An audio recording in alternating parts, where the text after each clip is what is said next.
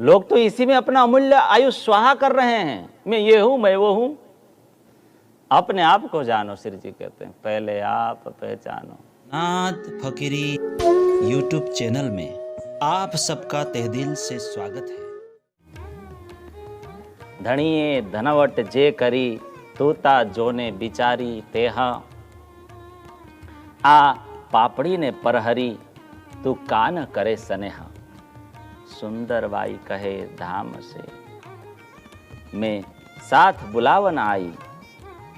धाम से ल्याई तारतम, करी ब्रह्मांड में रोशन आई।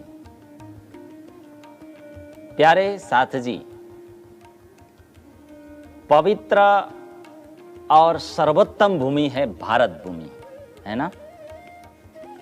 लेकिन भारत में भी सबसे उत्कृष्ट भूमि है श्री पांच नौतनपुरी धाम। बोलो श्री पांच नौतनपुरी धाम की। जहां पर सद्गुरु स्वरूप में स्वयं धाम धनी प्रकट हुए, तारतम ज्ञान का प्रकाश फैलाया।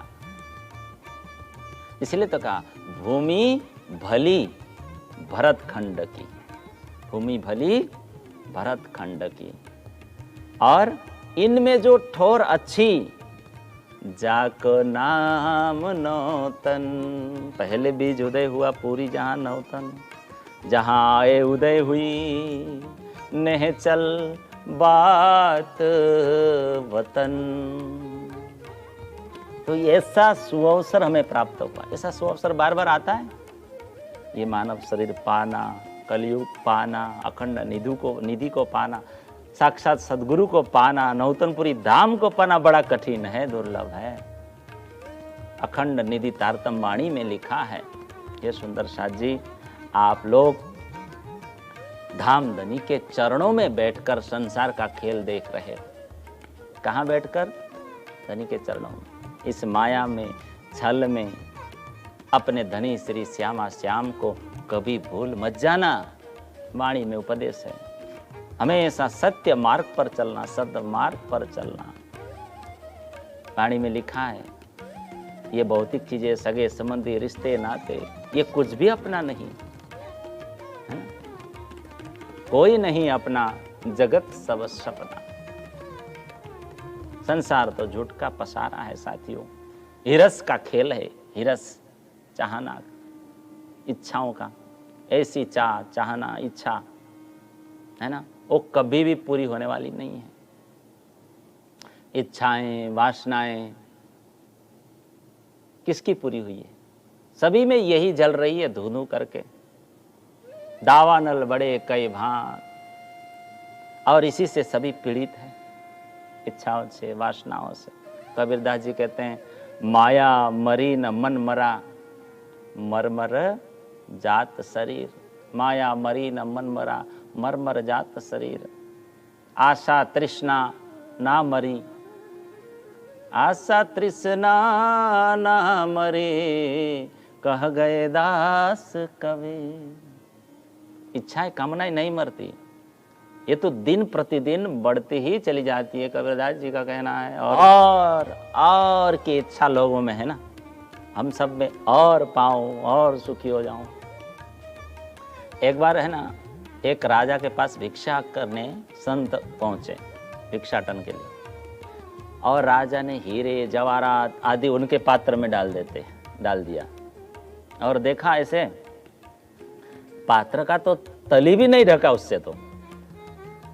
और जितना राजा के पास था, फिर राजा ने क्या किया, उस भिक्षा पात्र में, संत जी के भिक्षा पात्र में डाल दिया।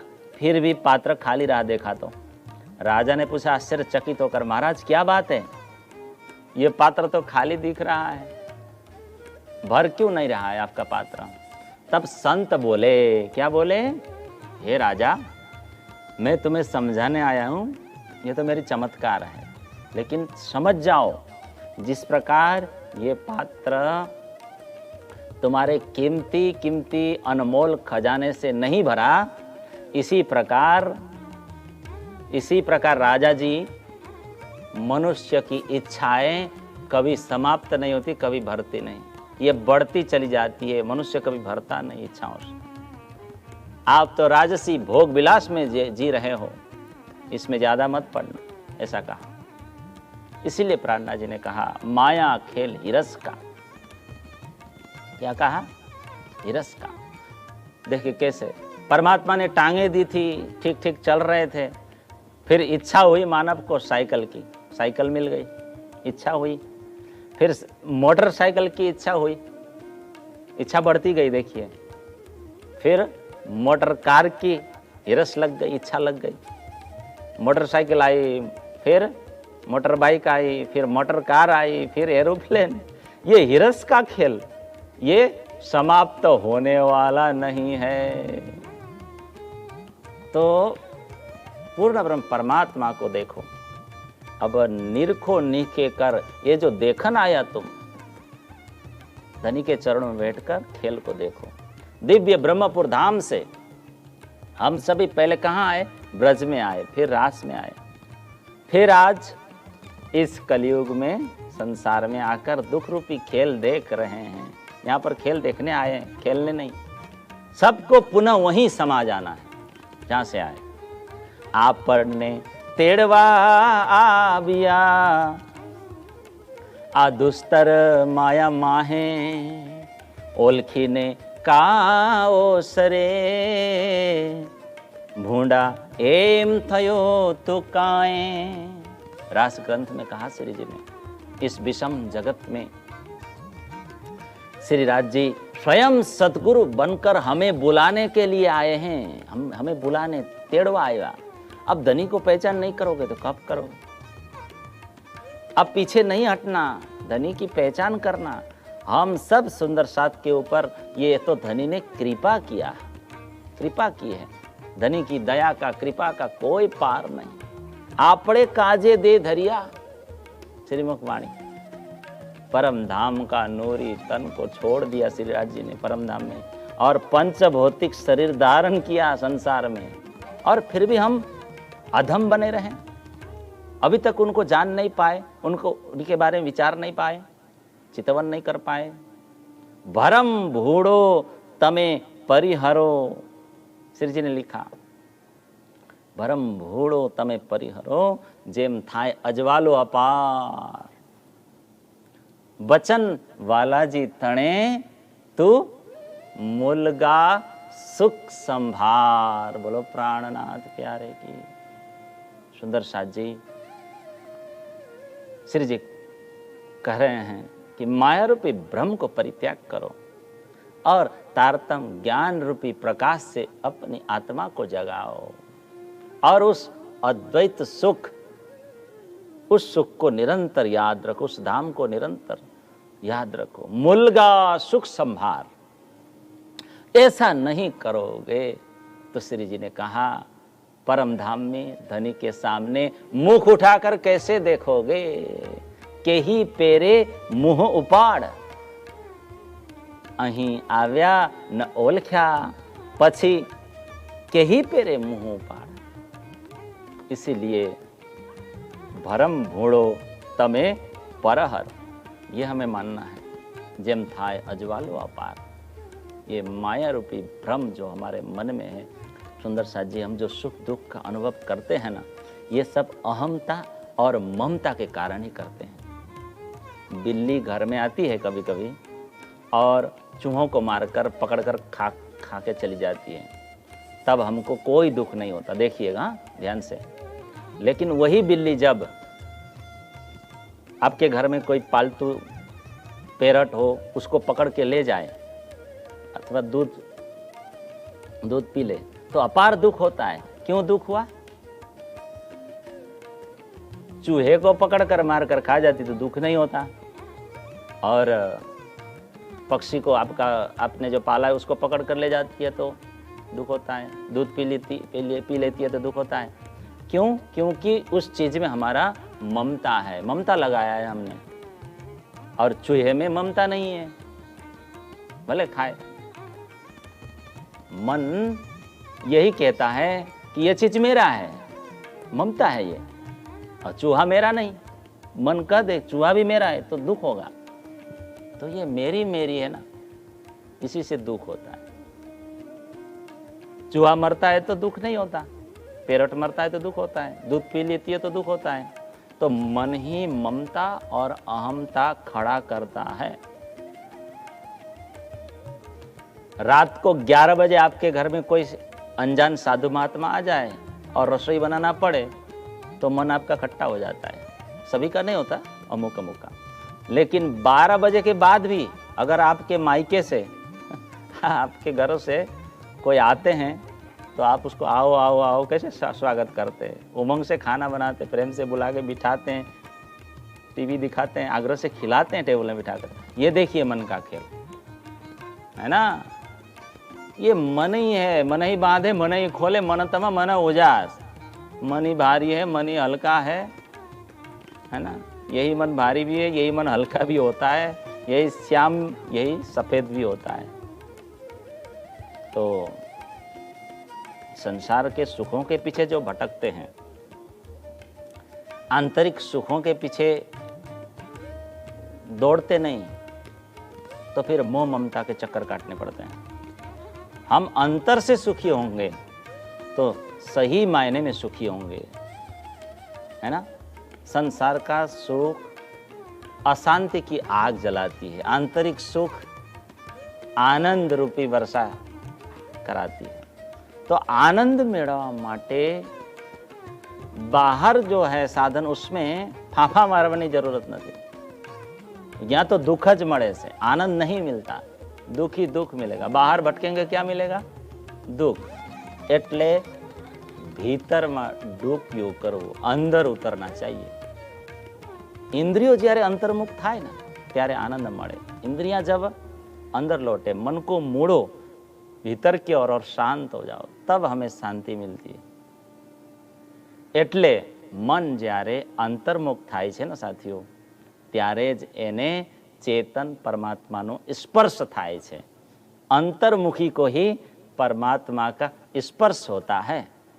जब धाम धनी का स्पर्श हो जाता है, धाम धनीનો स्पर्श થઈ જાય જ્યારે, ત્યારે જ अवर्णनीय आनंद सापड़े छे।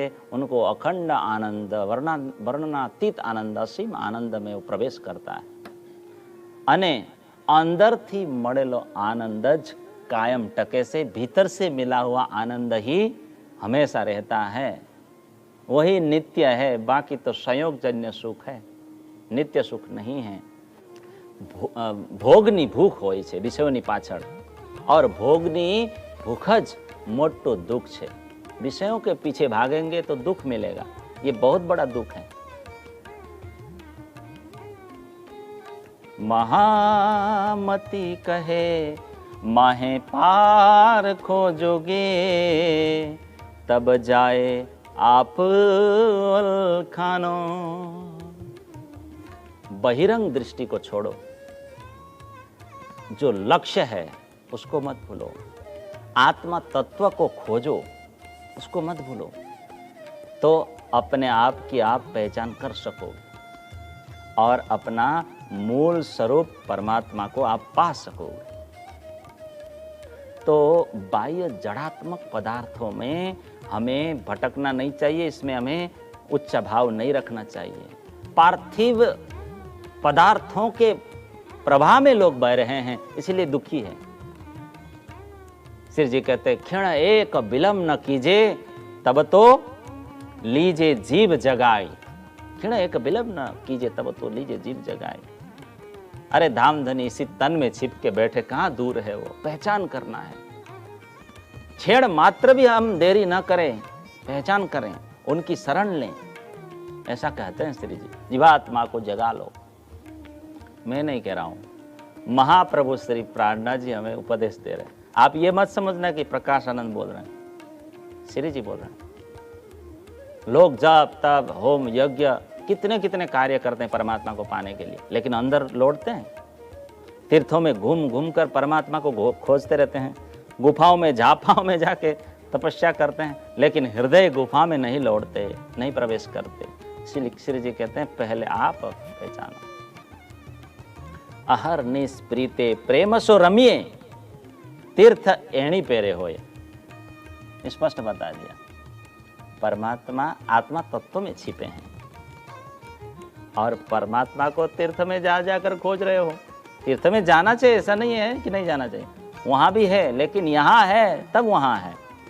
नींद उड़ाए जब चिन्होगे आपको, तब जानोगे महल यूं रचानो, तब आप ही घर पाओगे अपनों, देखोगे अलख लखानो।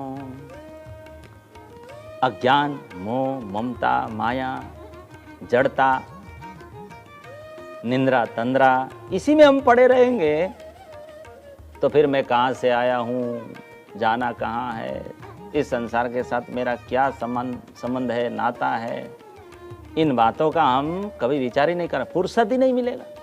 तो नींद उड़ाए चिन्हो आपको, माया को त्याग कर अपने आप को जानो। आप कौन है? आप पति नहीं है, स्त्री नहीं है, आप पिता नहीं है, आप पुत्र नहीं है, है ना? आप कोई पोषधारी नहीं है, आप मामा नहीं है, आप चाचा नहीं है, आप भतीजे नहीं है, आप बड़े नहीं, आप छोटे नहीं, आप भाई नहीं, आप भांजा नहीं, आप बहन नहीं। ये मेरा घर, ये मेरा जमीन, ये मेरा व्यापार, ये मेरे बिना ये कार्य बिगड़ जाएगा, मेरे बिना ये सब दुखी होंगे, मर जाएंगे, ये से महावीर विचार करते रहते हैं। श्री जी कहते हैं ये बोझा है, ये सिर से उतारो, ये सब आपने लाद रखा है बोझा, बोझ ब्रह्मांड सिरले काम करे माया को, निसंग पछाड़ो आपंग, इसको आप त्यागो, बोझ को उतारो, शरीर का दुरुपयोग होगा नहीं तो। मैं नहीं कह रहा हूं, श्री जी कह रहे हैं, ये सब मोह माया है, इसे इस आसक्ति को त्यागना ही पड़ेगा।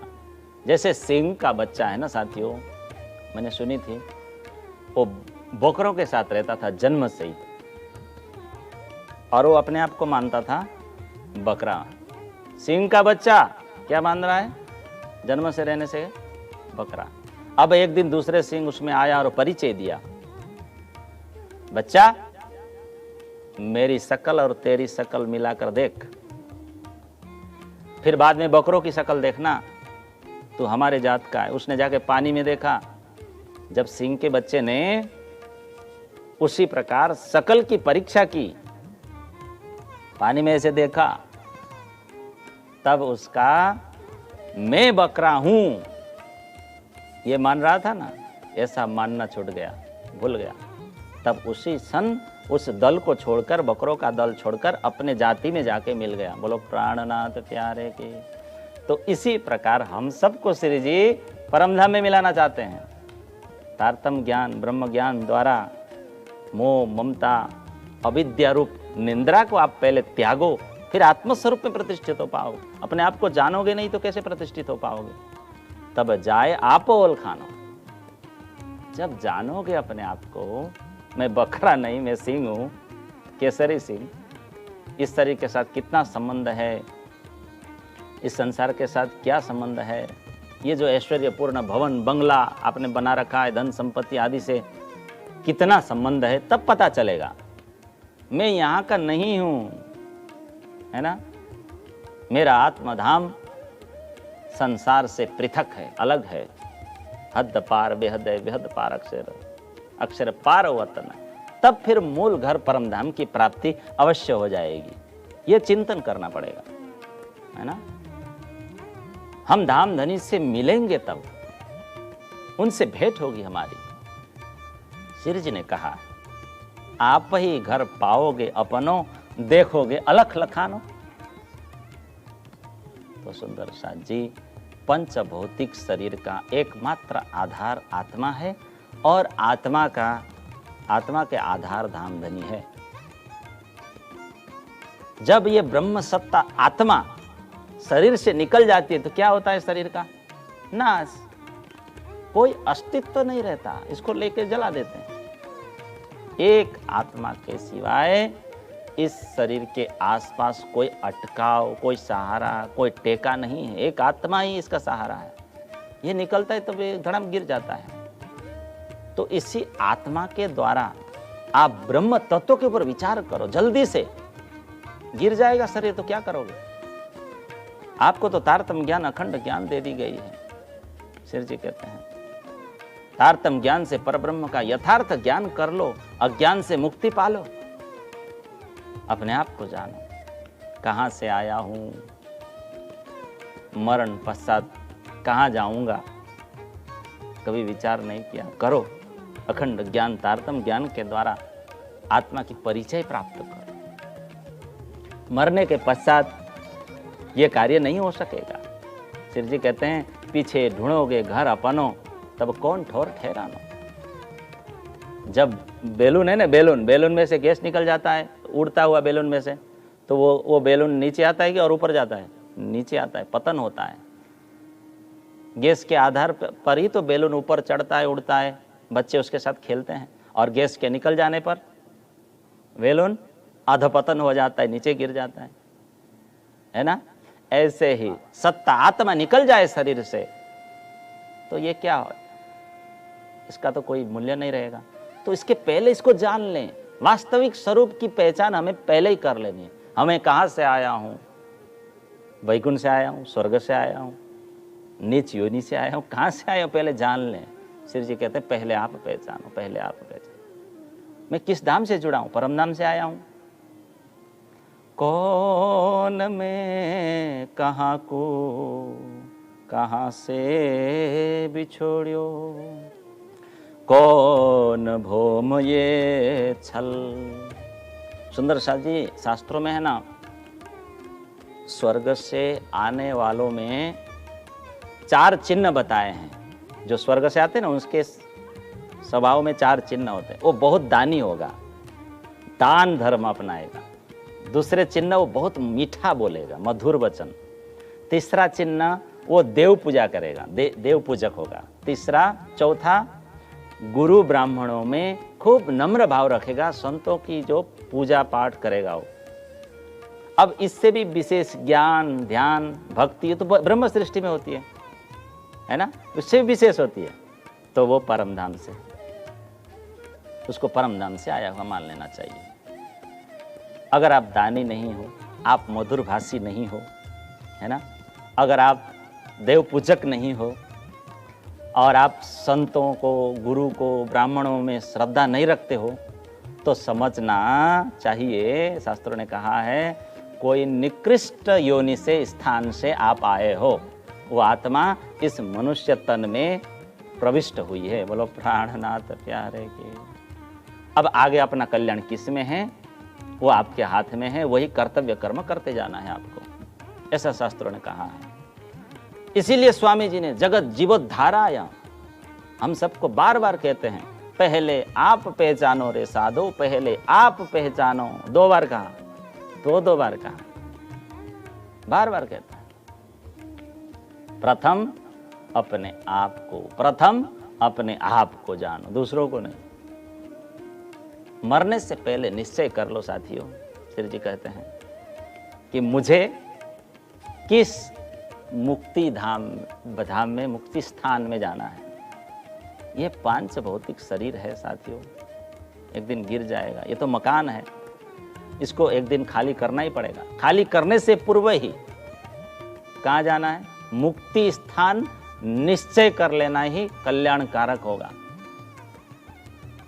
पहले से ही, प्रथम से ही पता नहीं है मरने के बाद कैसे पहुंचेंगे, मरण पश्चात कहाँ जाएंगे। श्री जी ने कहा पीछे ढूंढोगे घर अपनो, तो भटकते फिरते भरमा, फिर आओगे अनेक योनियों में। श्री जी कहते जन्म लोगे, और भटक भटक कर, मर मर कर दुख भोगोगे, जियोगे। और क्या, मैंने नहीं कहा, श्री जी ने, जब लग घर पावत नहीं अपनो, तो लो भटकत फिरत भर मानो। श्री जी ने स्पष्ट कर दिया। मरने से पहले निश्चय कर लेना चाहिए कहाँ जाना है।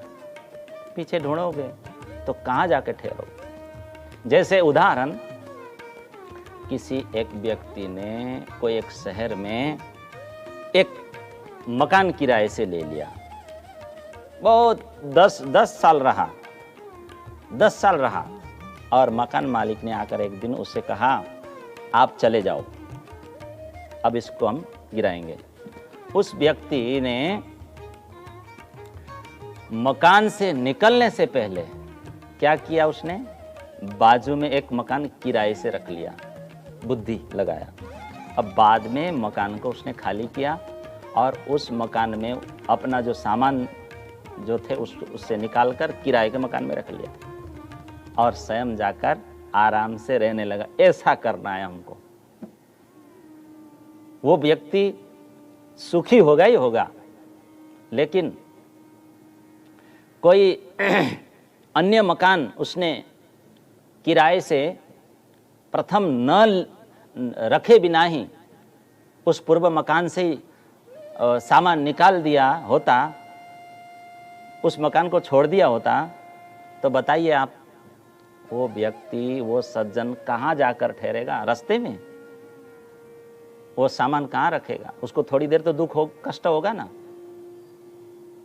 थोड़ी देर तो विपत्ति तो आएगी ना उसको, थोड़ी देर के बाद मिला लेगा, थोड़ी देर तो अपना सामान सुरक्षित नहीं रख पाएगा ना, इधर उधर मकान के लिए भटकेगा ना। तो ये तो सांसारिक बात है, उदाहरण है। उसको यहाँ तो मकान मिल ही जाएंगे, लेकिन जीवात्मा को अगर निश्चय नहीं किया उसने, श्री जी कहते हैं बाद में कोई सुख मिलने वाला नहीं है। मरने के बाद पांच भौतिक शरीर को जैसे ही आत्मा जीव चला जाता है खाली करके, फिर जीव को पता नहीं था अब कहाँ जाएगा, मैं कहाँ जाऊंगा, उसको पता ही नहीं था। भजन भक्ति की नहीं, खोज की नहीं, संत गुरुजनों के पास गया नहीं, ज्ञान लिया नहीं, तो वो भटकेगा। श्री जी कहते हैं भटकत फिरत ब्रह्मांड। लोग ब्रह्मांड के पार ज्योति स्वरूप है, गायत्री देवी है, गायत्री शक्ति है ना, आदि नारायण है, महाविष्णु है, निरंजन निराकार है। ऐसे ऊपर ऊपर हम तो सब जानते हैं क्या क्या है, महाविष्णु, महाशून्य समष्टि, लेकिन ये भी जानते हैं कि महाप्रलय में इन सब का नाश होता है, यहां हमें नहीं ठहरना है। फिर इसके पार अविनाशी अक्षर ब्रह्म का चतुष्पाद स्वरूप है, अव्यकृत ब्रह्म है, सबलिक ब्रह्म है, केवल ब्रह्म है और सत्स्वरूप ब्रह्म है। और इनके भी पार पूर्ण पुरुषोत्तम अक्षरातीत धामधनी श्री कृष्ण का परम धाम है। बोलो प्राणनाथ प्यारे। इस तरह हम सीधे सीधे जानते हैं। और वहाँ पर युगल स्वरूप श्री राज जी महाराज बैठते हैं, नित्य लीला करते हैं, आनंद विलास करते हैं उस अखंड धाम में, उस चैतन्य धाम में। हम सब जानते हैं 25 पक्ष परम धाम में हम थे। थोड़ी देर इसी की चर्चा करें इधर की। तो परम धाम कैसी है, कैसा है परम धाम? चेतनमय है, वहां सब चीज सत्य है, चेतनामय। बोलते हैं, हर वस्तु बोलते हैं वहां। परम धाम में किसी का नाश भी नहीं होता। इच्छा मात्र से वहां भांत भांत के वस्त्र आभूषण, मेवा, मिठाई हमें प्राप्त होंगे। ऐसा मत समझना कि वहां मिठाई नहीं मिलेगी, सब मिलेंगे। वहां तो सीमा ही नहीं, वहां के सुखों की तो कोई सीमा ही नहीं है। और वहां दुख का कोई नाम नहीं। बोलो प्राणनाथ प्यारे की। हम जब परम धाम में थे तो बार बार श्री राज जी के साथ प्रेम संवाद किया करते थे, है ना। श्री राज जी से अपना प्रेम ज्यादा है ऐसा दर्शाते थे। और अक्षर भगवान हर रोज सुबह अक्षरातीत श्री राज जी के दर्शन के लिए आते थे। पता है ना सबको, नीचे चांदनी चौक में खड़े रहते थे। और श्री राज जी कहाँ खड़े होते हैं? तीसरी भौम के झरोखे में, झरोखे को पीठ देकर अक्षरातीत धामधनी अक्षर भगवान को, पशु पक्षियों को दर्शन देते हैं। सुबह देते हैं ना। और अक्षर भगवान फिर दर्शन पाकर पीछे फिरते हैं। और उसी समय नवरंग बाई वहाँ बेन बजाती है और रसीली वाणी से गाती भी है। एक दिन अक्षरातीत धामधनी ने अक्षर भगवान के मन में सखियों के साथ अक्षरातीत का विहार देखने की इच्छा उत्पन्न कर दी। बोलो प्राणनाथ प्यारे की। उसी समय सखियों ने अक्षर भगवान को देखा और पूछा, ये सामने खड़े हैं कौन है, कौन पुरुष है, क्या करते हैं ये? तब श्री राज जी ने सखियों को क्या कहा जवाब देते हुए? ये मेरा ही स्वरूप है और पल में ये कोटि ब्रह्मांड पैदा करते हैं और नाश करते हैं, बाल लीला करते हैं, खेल करते हैं। सखियों ने तब क्या कहा, हमने क्या कहा, अरे श्रीराज जी आप कैसे स्वामी, कैसे प्रियतम, आज तक कोई ब्रह्मांड इनका नहीं दिखाया, अगर आप हमारे प्रेमी होते दिखाते। श्रीराज जी ने कहा देखो इनके ब्रह्मांड सब मायावी है, असत जड़ दुखात्मक है, देखने जैसा नहीं है, सोचने जैसा भी नहीं है। सखियों ने कहा ये माया कैसी है, फिर कहा माया कैसी है बताओ हमें श्रीराज जी। तब श्रीराज जी ने कहा सखियों माया दुख रूपी है, माया में जाकर आप मुझे, ये जो बादशाही, ये धाम, ये सुख सब भूल जाओ, इसीलिए सखियों देखने जैसी नहीं है, चुपचाप बैठो। सखियों ने कहा आपकी माया हमें क्या करेगी, हम आपको और धाम को नहीं बोलेंगे, दिखाओ। बोलो प्राणनाथ प्यारे की। इसीलिए चौपाई में लिखा है मने किए हमको 3 बेर, प्रकटवाणी पढ़ते हैं, पर हम मांग्या फेर फेर फेर, हम माने नहीं, दिखाओ दिखाओ, अक्सर नाटक दिखाओ, खेल दिखाओ। अंत में धनी ने कहा अगर माया देखनी है तो मुझसे दूर होकर मेरा वियोग सहना पड़ेगा।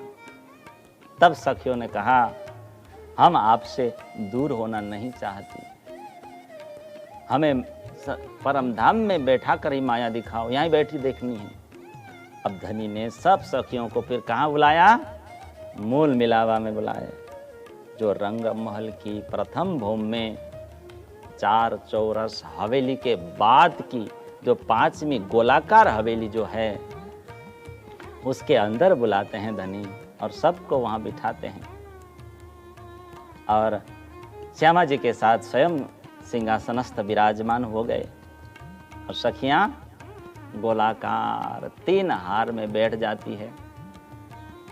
और राज्य ने सब सखियों की सुरता को पहले कहाँ उतारा, गोकुल गांव की गोपियों पर उतारी। बोलो प्राणनाथ प्यारे की। और श्यामा जी की सुरता को बरसाने में राधिका जी बनी। बोलो प्राणनाथ। आज होलिका रम रही है राधिका जी। नाचे राधा प्यारी नचावे मदन गोपाल, बरसाने में लठ मार होली। तो श्यामा जी की सुरता कहाँ आई, बरसाने में राधिका बनी। और श्रीराज जी ने अपनी सुरता को कंस के कारागृह में देवकी के 8वें पुत्र के ऊपर उतार दिया। बोलो प्राणनाथ। अब वसुदेव क्या करते हैं, श्री कृष्ण को मथुरा से कारागृह से गोकुल ले जाते हैं।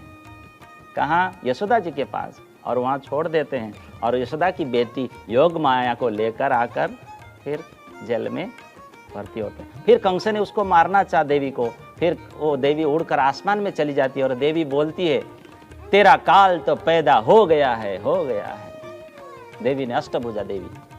फिर कंस ने पुतना को भेजा, पुतना ने कितने ही नवजात बच्चों को मारा। जब कृष्ण को मारने आए तो कृष्ण ने उनके प्राण हर लिए। ये कथा आपको पता है। और कंस ने जितने भी राक्षस भेजे गोकुल में, सब के सब कृष्ण और बलदाव दोनों मिलकर के मार गिराते हैं सबको, सबको, सब राक्षस मारे गए इनके हाथों। तो इस प्रकार 11 वर्ष और 52 दिन तक श्री कृष्ण ने गोपियों के साथ, सखियों के साथ, राधा जी के साथ, श्यामा जी के साथ प्रेम लीला की 11 वर्ष 52 दिन तक। फिर क्या हुआ, शरद पूर्णिमा की रात्रि योग माया के ब्रह्मांड की रचना कराकर सखियों को बंसरी बजाकर योग माया का दे देकर रासलीला की। बोलो प्राणनाथ प्यारे की। और अक्सर की जो इच्छा थी कि मैं सखियों के साथ का अक्षरातीत का बिहार लीला देखूं, सो इस तरह यहाँ पर राज्य ने उसकी इच्छा पूर्ण की, अक्षर की। अब रासलीला के बाद श्री कृष्ण जी, राधा जी और सखियां, इन सब की सुरता परम धाम में लौट गई, परत गई।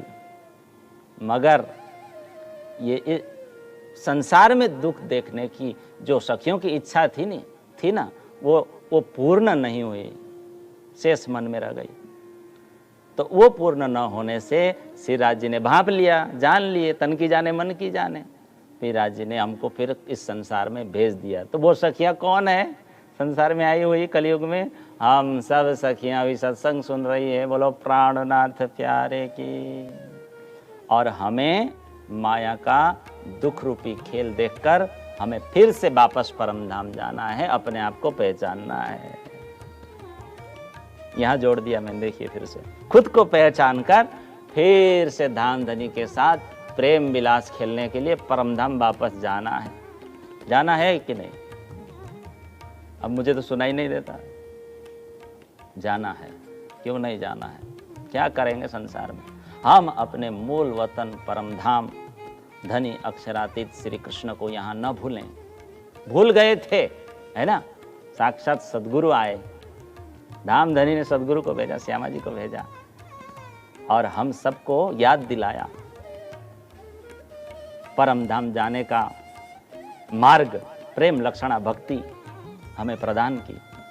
अब हम सब धनी के स्वरूप, धाम, नाम, गुण, लीला का हरदम चितवन करें। हरदम अष्टप्रहर लीला चितवन करें, स्वरूप चितवन करें।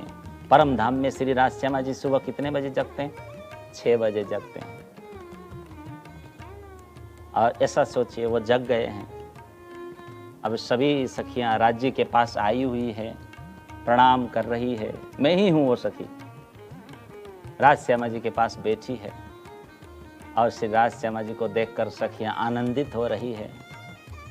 चंदन की चौकी पर श्री राज श्यामा जी को बैठने के लिए विनंती कर रही है और वहाँ लविंग का दातुन और जलझारी रखी हुई है और श्री राज श्यामा जी मधुर मधुर मुस्कुराते हुए दातुन करते हैं। दातुन का सुगंध महक रहा है। यह देख सखियों के मन में आनंद उमड़ता है। यह अष्टप्रहर लीला है। और राज श्यामा जी दोनों दातुन करते हैं तो फिर सुख सैया के ऊपर पधारते हैं। फिर सब सखियां उनकी मधुर बातें सुनती हैं। इतने में इंद्रावती सखी क्या करती है? आरती वारती इंद्रावती मंगला आरती के लिए आरती सजाती है और सभी हंस हंस कर गीत गाती है, बाजिंत्र बजाती है, मंगला आरती करती है। कोई सखियां फूल लेकर आती है, गोये गोये हार पिया को पहरावे श्री राज श्यामा जी को पहनाती है। फिर परिक्रमा करती है।